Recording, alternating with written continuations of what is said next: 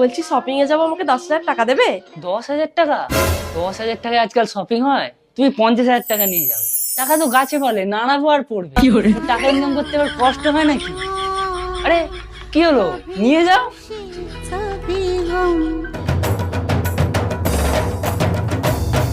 কি করছো বলো তো তখন থেকে? রান্নাঘরে বাসনগুলো অনেকক্ষণ থেকে পড়ে আছে, যাও গিয়ে মেজে দিয়ে আসো।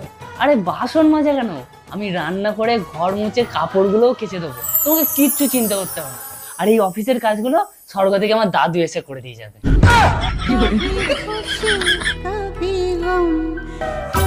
বেরোলাম। বলছি অফিস থেকে আজকে একটু তাড়াতাড়ি বাড়ি ফিরবে তো। তাড়াতাড়ি বাড়ি আসতে হবে, এই ব্যাপার? আমি শুধু অফিসে যাব, আমার মুখটা দেখাবো আর চলে আসবো। ওরা তোমার মুখ দেখেই টাকা দেয়, কিচ্ছু কাজ করতে হয় না। कभी खुशी कभी गम